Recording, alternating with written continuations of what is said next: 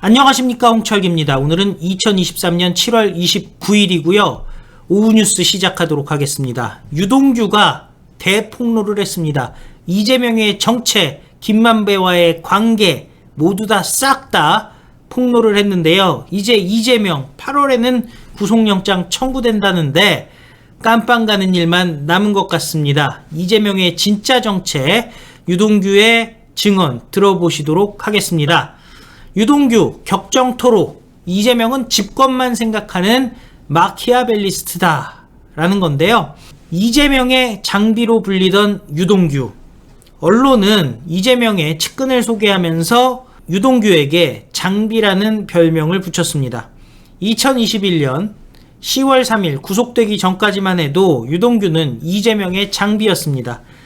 장판교를 단신으로 막아선 장비처럼 경기 성남시 대장동 개발 의혹이 번지는 것을 막았습니다. 구속된 후 자유는 잃었지만 의리는 한동안 저버리지 않았습니다. 이재명은 물론 이재명의 측근인 정진상, 김용 등에 대한 이야기를 검찰에 털어놓지 않았습니다. 하지만 이재명은 그와 거리를 두는 모습을 보였습니다. 유동규 구속 이틀 뒤에 측근이라면 정진상, 김용 정도는 돼야 되지 않냐 라면서 유동규와 가깝지 않다는 투로 말했습니다. 모시던 주군에게 배신감을 느꼈지만 유동규는 그 뒤로도 입을 열지 않았습니다. 1년이 지나서 유동규의 태도가 달라졌습니다. 검찰 조사를 받던 중 종이를 달라고 요청했습니다. 대장동 초기 사업자인 남욱에게 돈을 받아 김용에게 2021년 이재명의 대선 경선 자금으로 줬다는 내용의 글을 썼다고 합니다. 검찰은 이 증언을 디딤돌로 삼아 작년 11월 김용을 구속했습니다. 그리고 12월에는 정진상이 구속됐고요. 두 사람은 재판을 받고 있습니다. 장비의 폭로는 이재명까지 흔들었습니다. 올 1월 유동규는 검찰에 대장동 개발로 인한 민간업자들의 택지 분양 수익만 4천억 이상 될 것이라는 내용을 당시 성남시장이던 이재명에게 보고했다고 진술했습니다. 이 증언을 바탕으로 검찰은 이재명 수사에 박차를 가한 것으로 알려졌는데요. 유동규가 입을 연 것은 배신감 때문이었다고 합니다. 이재명 측이 붙여준 변호사가 문제였다는데요. 변호사는 어느 순간 재판에 들어오지 않았다는 겁니다. 변호사를 만날 수 있는 날은 이재명 관련 의혹이 불거질 때 뿐이었다는 거죠. 유동규는 이렇게 얘기합니다. 그때 알았습니다. 그 사람은 날 변호하러 온 것이 아니라 내가 입을 여는 건 아닌지 감시하러 왔다는 걸. 소위 말하는 가짜 변호사 논쟁이었죠. 7월 6일 유동규는 이렇게 회상합니다. 가장 화난 부분은 따로 있습니다. 내가 이재명과 그 측근에게 버리는 돌이 되면서까지 부탁한 것은 단 한 가지였습니다.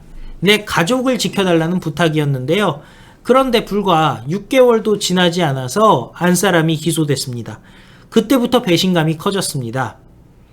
작년 4월 20일 검찰은 사실혼 관계인 A씨를 증거인멸 교사 혐의로 기소했습니다. 주요 증거인 유동규의 핸드폰을 숨겼다는 것, 법원은 올해 1월 A씨에게 징역 1년, 집행유예 2년을 선고했습니다. 원래는 구속되던 날에 검찰에 자진 출두하려고 했습니다. 오전 10시에 출두하기로 했습니다. 일찍 가려고 법원 근처에 숙소도 구했습니다. 그런데 출두 전날 김용에게 급하게 연락이 왔습니다. 응급실이라도 가서 검찰 조사에 일자를 늦추라는 내용이었습니다. 지금 검찰 조사를 받으면 위험하니 시간을 끌으라는 취지였습니다. 응급실에 입원하면 검찰이 건드리지 않기로 약속했다고 했습니다. 전혀 몸이 아픈 상태는 아니었습니다. 배탈이라도 내서 응급실로 들어가라고 하기 때문에 상한 음식을 먹어도 탈이 나지를 않아서 음식점 쓰레기통에서 상한 생선까지 구해 먹었습니다. 그런데도 도통 아플 기색이 없었습니다.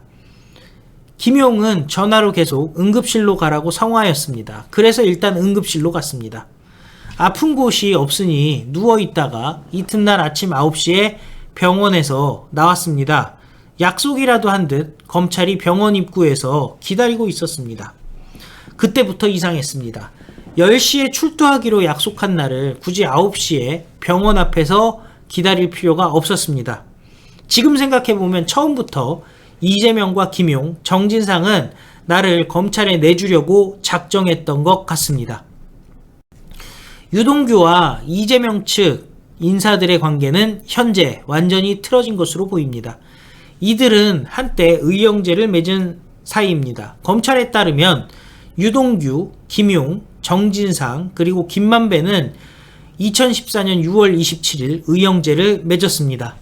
유동규는 정진상, 김용과는 그보다 한참 전인 2009년부터 호영호재하던 사이였다라고 얘기했습니다. 김용은 분당 지역 아파트 리모델링 협회에서 만났다고 하는데요. 유동규가 회장이었다고 합니다. 김용은 총무, 아파트 리모델링을 원활히 하려면 법이나 조례 개정이 필요해서 2008년부터 국회의원은 물론 정치권 인사를 만나기 시작했는데 이때 이재명과 정진상을 만났다는 겁니다. 이재명은 2008년 18대 총선에 성남 분당갑에 출마를 했다가 낙선했습니다. 이재명이 낙선하고 얼마 지나지 않아서 성남시장 선거 출마를 준비했는데 이재명은 분당 지역 표를 원했고 나와 김용에게는 리모델링 사업을 도와줄 사람이 필요했다라고 말했습니다. 2010년 지방선거에서 이재명은 성남시장, 김용은 성남시 의원에 당선됐습니다. 정진상은 성남시 비서실, 그리고 유동규는 성남시설관리공단에 자리를 잡았습니다. 성남도공이 위례신도시와 대장동 민간합동 개발을 주도하게 되었습니다. 위례신도시와 대장동 개발 사업과 관련해 이재명에게 직접 보고한 적이 있냐라는 질문에 유동규는 대부분 정진상에게 보고했습니다. 당시 성남시 공무원이라면 다 알 텐데 성남시와 관련된 사안은 대부분 비서실을 통해야 했습니다. 그에 대해서 기자가 직접 보고한 적이 없다는 얘기인가 라는 질문에 이재명이 직접 궁금한 사안을 물어올 때는 직접 보고했습니다. 대장동 관련 중요 사안 중에는 정진상이 나보고 이재명에게 직접 보고하라고 한 사안도 종종 있었습니다. 민간업자들의 수익에 대해서는 내가 직접 보고했습니다. 이재명이 천화동인이 거둘 수익에 대해 모를 수는 없습니다. 이재명은 걔들이 얼마를 먹든지 우리와는 상관이 없다고 얘기했습니다. 이재명 측은 올해 1월 28일 검찰 조사에서 저는 천화동인 1호와 관계가 없고 언론 보도 전까지 존재 자체를 몰랐다라고 주장했는데요. 민간업자들이 올린 수익에 대해 알지 못한다는 취지로 진술한 겁니다. 이재명 측은 당시 보고 문건이 없다면서 진술이 허위라고 주장하는데 라는 질문에는 정무적 보고서가 없습니다. 보고서를 들고 가면 오히려 의심을 삽니다. 유동규나 성남도공 인사들이 성남시장실을 찾은 것은 사실로 보인다는데요. 성남시 공무원들은 검찰 조사에서 시장 결재를 받으려면 종종 성남시 내부 결재를 거쳐야 되는데 성남도공은 시장에게 직접 보고하는 일이 종종 있었다는 겁니다.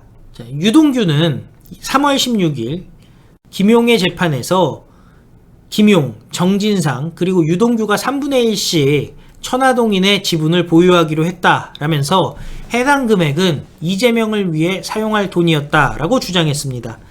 검찰은 증언 속 돈이 이재명의 선거자금으로 쓰였는지 등을 살펴봤는데요. 자, 이재명이 이와 같은 지분에 대해서도 알고 있었냐라는 질문에 알고 있었을 것이라고 확신합니다. 정진상이 지분에 대해 알았습니다. 내가 지분 문제에 대해 이재명에게 보고하려고 한 적이 있는데 그때 정진상이 본인이 직접 이재명에게 얘기하겠다고 날 말렸습니다. 왜 말렸을까요? 라는 질문에는 이재명이 지분 관련 얘기를 듣는 것을 꺼렸습니다. 같이 일할 때는 돈에 관심 없는 사람이라고 생각했습니다. 착각이었습니다. 다시 생각해보면 책임을 피하려고 지분 관련 보고를 따로 받지 않은 것 같습니다. 라면서 다음과 같이 덧붙였습니다. 함께 일할 때는 이재명이 어떤 사람인지 몰랐습니다. 가깝게 지냈으니까 이재명이 하는 모든 일이 다 좋아 보였습니다. 그런 사람에게 배신을 당하고 나니 이제야 현실이 보입니다. 이재명은 마키아벨리 같은 사람입니다. 정치적 목적을 위해서는 어떤 수단과 방법도 가리지 않습니다.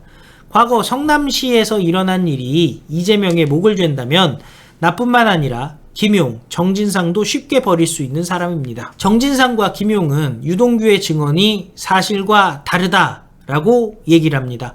진술의 일관성이 의심된다라고 얘기를 하는 거죠. 이에 대해서 유동규는 이렇게 얘기합니다. 생각해 봅시다. 벌써 수년이 지난 일입니다. 돈이 오간 것이 한두 건이 아닙니다. 사업 관련 보고 내용은 셀 수도 없습니다.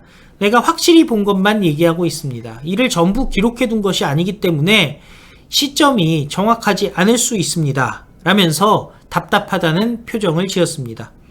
2013년에 남욱에게 3억을 요구한 것도 사실은 정진상입니다. 개발 사업을 진행하며 돈이 필요했습니다. 사람 만나서 쓰는 술값만 해도 부담이었습니다. 정진상과 10억 정도 자금을 만들어 운영비로 쓰기로 했는데 정진상이 그 중에 3억을 남욱에게 받아오라고 했습니다. 그런데 갑자기 3억은 왜 달라고 한 겁니까? 대장동 개발 사업에 뛰어들 충분히 갖고 있는지 확인해보고 싶다는 취지였습니다. 그래서 내가 남욱에게 돈을 요구했습니다. 그때만 해도 이재명을 지키고 싶었습니다. 이 사건이 알려지면 정치인인 이재명에게는 문제가 될 것이라는 생각이 들었습니다. 그래서 남욱에게 2층은 절대 알아선 안 된다라고 얘기를 했습니다. 내가 이렇게까지 이재명을 감쌌는데 이재명 측은 나와의 약속은 무시하고 자기 보신에 바빠 보였습니다. 검찰 조사도 힘들었지만 믿었던 사람에게 배신당했다는 사실이 더 괴로웠습니다. 대장동 의혹과 관련해 과거 성남시 인사들이 연달아 극단적 선택을 했습니다. 2021년 12월 유한기 전 성남도공 개발사업본부장과 김문기 전 성남도공 개발 1처장이 스스로 목숨을 끊었습니다. 당시 이재명은 하위 직원이라 몰랐다라고 발언했습니다. 이 발언 직후 국민의힘은 김문기와 이재명이 함께 있는 사진을 공개했습니다. 공동주택 리모델링 활성화 정책 세미나에 이재명과 김문기가 함께 있는 사진과 호주 출장에서 김문기가 이재명을 보좌하는 사진입니다. 검찰은 이재명을 공직선거법상 허위사실 공표 혐의로 불구속 기소했습니다. 이재명 측 변호인은 출장 당시 유동규가 이재명을 보좌한 것이고 김문기는 유동규를 보좌한 것이다. 7년이나 지난 시점에 유동규를 보좌하던 김문기를 기억해내기는 쉽지 않았을 것이다 라고 말했는데요. 이에 대해서 유동규는 이렇게 얘기합니다. 참 뻔뻔한 사람입니다. 이재명과 김문기는 원래 꽤 가까운 사이였습니다. 김문기는 원래 호주 출장에 갈 사람이 아니었습니다. 이현철 성남도공 개발 2처장이 가기로 돼 있었는데 출장 전에 정진상이 나를 따로 불러서는 이현철 대신 다른 사람을 보낼 수 없느냐고 물었습니다. 그 이유는 이재명이 이현철을 잘 모른다는 게 이유였습니다. 쉬러 가는 출장이니 이재명이 잘 아는 사람으로 채우자는 이야기였습니다. 내가 김문기를 대신 보내겠다고 했고 정진상도 김문기가 낫겠다며 출장 명단을 바꾸게 됐습니다. 김문기 등은 극단적인 선택을 했는데 라는 말에 이재명이 신경을 조금만 썼어도 살 수 있는 사람들이었습니다. 검찰 조사도 힘든 상황에서 일을 시킨 이재명은 꼬리 자르기에 바쁘니 상실감이 이루 말할 수 없었을 겁니다. 정진상, 김용, 김만배 세 사람은 혐의를 부인합니다. 라는 질문에는 그 셋과 이재명은 운명 공동체입니다. 이재명이 무너지면 자신들도 함께 무너지게 되니까 버틸 수밖에 없는 상황입니다. 대장동 개발로 수익을 냈으니 김만배와 이재명의 관계는 끝난 것 아닙니까? 라는 질문에 대장동 사업 지분을 나누기로 결정한 뒤로도 김만배와 정진상의 관계는 지속됐습니다. 사업을 진행할 때까지는 내가 가교 역할을 했지만 2020년부터는 나를 빼고 둘이 이야기를 나눈 일이 많았습니다. 정진상이 처음에는 김만배를 신뢰하지 않은 것으로 알고 있는데 두 사람은 어떻게 가까워졌냐라는 질문에 이석기 내란 선동 사건이 가장 큰 계기였습니다. 당시 김만배가 유동규에게 청와대에서 이재명을 잡으려 한다며 경고를 해줬습니다. 당시 성남시가 나눔 환경이라는 통진당 계열 회사와 2011년부터 청소 영역을 계약을 맺고 있었는데요. 설립 한 달 만에 성남시 신규 민간 위탁 사업자가 됐고 같은 해 사회적 기업으로 선정돼 특혜 의혹이 일었습니다. 김만배가 청와대 민정수석이 이를 빌미로 이재명을 기소하라고 수원지검에 지시한 것 같다고 말해줬습니다. 2010년 12월 설립된 나눔 환경은 성남시의 민간 위탁 청소 용역업체로 2011년에 선정됐고 2011년 7월 성남시 사회적 기업이 되었습니다. 2011년 4월 민노총 관계자는 통진당 총선평가 토론회에서 선거 기간에는 당 이미지 때문에 말을 자제했지만 성남시에서 사회적 기업을 받게 됐다라고 말하기도 했습니다. 신상진 성남시장도 신동아와의 인터뷰에서 이재명은 시민단체에서 활동할 때부터 성남연합이라는 통진당 계열단체와 손을 잡았다며 이념이 한쪽으로 치우친 단체와 함께하는 것은 위험하다고 충고했는데 듣지 않았다라고 말했습니다. 김만배에게 대응을 부탁했고 그랬더니 특혜 의혹이 거짓말처럼 무혐의 처분을 받았습니다. 그때는 정말 대단하다고 생각했는데 시간이 지나자 이유를 알게 됐습니다. 당시 수원지검장이 김수남 전 검찰총장이었고 청와대 민정수석은 곽상도였습니다. 둘 다 김만배의 50억 클럽 멤버 아닙니까? 검찰은 이 같은 진술의 진위를 확인하기 위해 조사 중이라고 합니다. 김만배는 왜 유동규를 제치고 정진상과 직거래를 했을까요? 라는 질문에는 김만배는 내가 정진상에게 보고해야 일이 성사된다는 것을 알고 있었습니다. 정진상도 김만배와 할 일이 많았던 것으로 보입니다. 대표적인 일은 어떤 일입니까? 라는 질문에는 부산저축은행 불법 대출 사건 무마 의혹이 대표적입니다. 김만배가 거짓 인터뷰를 하지 않았습니까? 자, 김만배가 이재명 측 인물이 되었다라고 유동규는 얘기를 하는데요. 김만배가 가장 바라던 게 이재명의 대통령 당선이었습니다. 이재명이 대통령만 되면 3개월 안에 무죄로 풀려난다고 말하고 다녔다는 겁니다. 김만배와는 어떻게 지내냐라는 질문에 연락하지 않습니다. 2021년 이후로 연락을 한 번도 안 했습니다. 김만배는 내가 남욱을 만나는 걸 싫어했습니다. 남욱을 자주 만나면 큰일을 치를 것이라고 경고하기도 했습니다. 나는 남욱과 사업을 준비 중이라 왕래를 줄일 수가 없었는데 이를 두고 김만배가 뒤에서 내 욕을 심하게 했습니다.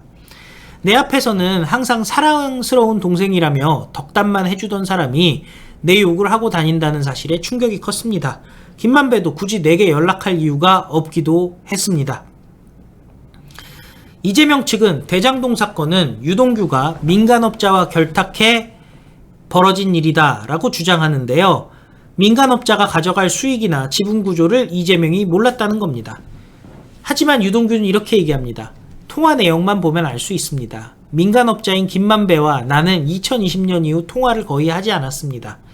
내가 이들과 결탁해 돈을 벌었다면 이윤을 나누기 위해 만나도 몇 번을 만났을 겁니다. 그런데 만난 적도 전화한 적도 없습니다. 나는 이들과 결탁하기에는 권한이 없던 사람입니다. 정영학 녹취록에도 김만배가 유동규가 무슨 힘이 있느냐라고 말하는 내용이 있습니다. 나는 실무자였을 뿐 결정권자는 이재명이었습니다. 이재명과 함께 만나 일한 것을 후회하냐라는 질문에는 후회합니다. 요즘은 아예 정치권에 관심을 갖지 않고 살았으면 어땠을까 하는 생각을 합니다. 아파트 리모델링만 열심히 했다면 지금과 같은 상황을 겪지 않았을 겁니다. 유동규는 지금의 상황이 억울하지만 내가 결백하다는 건 아니다 라면서 일하는 과정에서 내가 저지른 잘못도 분명히 있습니다. 그에 대해서는 처벌을 달게 받겠습니다. 하지만 내가 저지르지도 않은 일까지 전부 덮어쓰지는 않겠습니다. 사필 규정이라는 말을 믿습니다. 시간이 얼마나 걸릴진 몰라도 반드시 진실이 드러날 것이라 봅니다. 라고 얘기를 했는데요. 결국 이재명 대통령 꿈만 꾸면서 주위의 사람들 챙기지 않고 오히려 목숨을 잃게 만든 사람이라는 겁니다. 그리고 유동규도 자신이 일찌감치 버림받았다는 것을 깨달았다는 거죠. 자신을 검찰에 넘기고 이재명 세력은 빠져나가려고 했다는 거죠. 결국 딴 거 없습니다. 이런 이재명이 10월에 그만두겠다. 그 말이 믿겨집니까? 8월 검찰은요 더 이상 시간을 끌지 말고 이재명 구속영장 쳐야 될 줄로 믿습니다. 그것만이 대한민국의 정의를 바로 세우는 첫걸음이 될 거라 생각하는데 여러분들은 어떻게 생각하십니까? 시청해주셔서 감사드리고요. 또 필요한 뉴스 여러분들께 다시 찾아뵙도록 하겠습니다. 다 같이 외치겠습니다. 우리는 승리합니다. 감사합니다. 안녕히 계십시오.